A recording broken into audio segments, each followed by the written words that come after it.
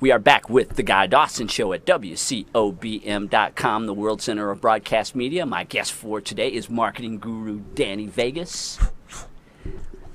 Danny, have you always been into marketing, or is this something that you just got into when you started your business? You know what, Danny? I've always been in customer service. I've been in customer service since Montgomery Ward's. Oh, really? Oh, wow. Boy, 1986. If you weren't married in, if you weren't born in the 70s or 80s, you won't even know what Montgomery Ward's is. So, always in the customer service. So, Danny Vegas, when it first got it started here in Las Vegas, it was a private concierge guy. Danny Vegas, come to Vegas, call Danny Vegas. If you're thinking Vegas, thinking Danny Vegas. And I'll take care of you. Come to Vegas, I'll get you in the clubs, I'll get you in the strip clubs, we'll go golfing, kind of like a private Really? concierge. Oh, yeah, that was the whole deal. And I just realized I was in my mid-40s. That's kind of a young man's game. I didn't really want to deal with nightclubs, and I was tired of breaking up fights in strip clubs, and I was just like, I just don't want to do this. I'm 40-some years old. I don't want to hang out in a nightclub till 4 o'clock in the morning with a bunch of drunk dudes. I used to do that in the Navy, right? I used to be one of those drunk dudes. So, kind of just, and I ran into a gentleman at the time who was doing these type of events. He's kind of these luxury events. And he goes, what do you want to do, man? And I go, well, back in San Diego, we used to have these things called sundowners, where you would have these networking events where you go out on the pier and watch the sun go down because it was on the West Coast. You got to watch the sun go down, right? And they called them sundowners. He goes, well, hell, this is what I used to do back in the day. And he kind of scribbled out a little platform, and this is what I did. This is what I did. There you go. I don't want to see you anymore. That was it. So I took about 6 months to kind of, there's a long story, got laid off from my job and all that stuff. And then in September of 2010, I had my first networking event. And we had about 8 people show up. Now, it's 300 plus. It depends on where the venue is how much marketing I do. And that's how the brand that you see today got started. It really started from a failed business of a concierge company.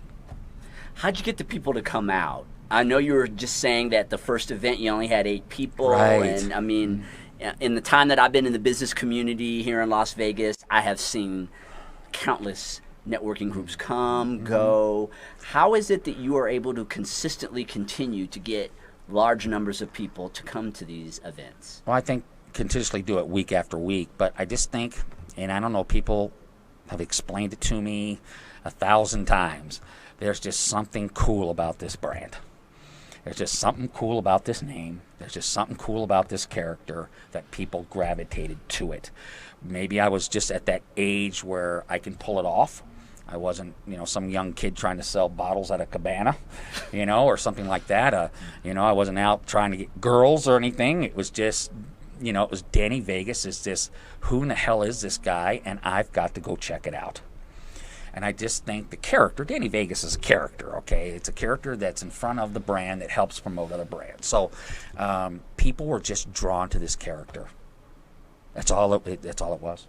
I mean, I've had lots of ladies say, when I first found Danny Vegas, I just had to come see this guy. Was it really the guy that I saw in all the pictures on social media everywhere? Who is this guy? And that's how it kind of grew. And once the brand gets roots and establishes itself, the brand starts to do the work. Okay? You don't have to go out and put flyers out anymore. You just put out Danny Vegas, this place, this time, and it does the work for you. But in the beginning, it was just something about this character and the brand that people were just drawn to. And I don't know if a Johnny Vegas or a Billy Vegas, I don't know if that could have worked. But Danny Vegas worked. And did you start marketing right away for clients? Were you just running these events, or were you actually, because I know you do a lot of marketing for clients. Well, it's different now. You weren't doing that at the beginning. No, and what was interesting is, like I said, I had so much self-doubt at the time.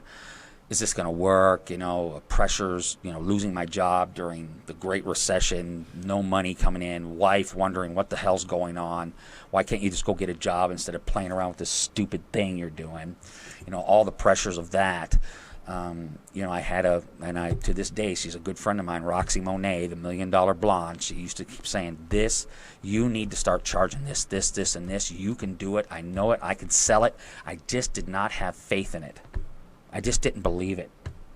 And to this day, she still reminds me, if you would have listened to me, I'd still be in Vegas, and you would be 10 light years ahead where you are now. But you did not have the faith in yourself to sell your brand.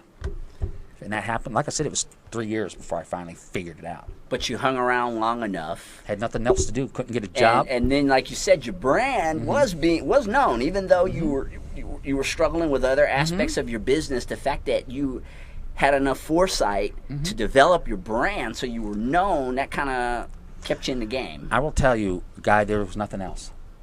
There was nothing else. I hate to say it, but I'm uneducated. I haven't worked for UPS for 25 years, sitting behind a desk making $80,000 a year. I had no skills as far as electrician or plumbing or something. It was it. This was it, and there was nothing else. So if this didn't work, it was behind the counter at 7-Eleven. That was the alternative, and that's what keeps it going, because you just can't quit because there's nothing else to quit to. And in some ways, maybe it was a good thing, but it was a horrendous struggle, especially for the family, myself.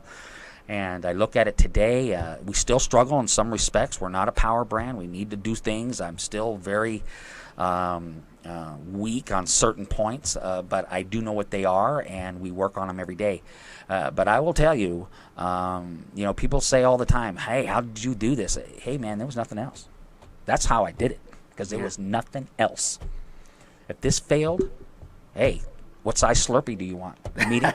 Large? Right. You want the special cup? That's what it been. Yeah, I think that's a good position, and a lot of times to be in. I've seen a lot of entrepreneurs survive and end up creating thriving businesses because they had no other alternative. It was kind of like I had John Pennington on my radio show. I don't know if you listened to the interview, but I know you know his story is where John Pennington started a printing business with no money, no capital, went through enormous amounts of struggles.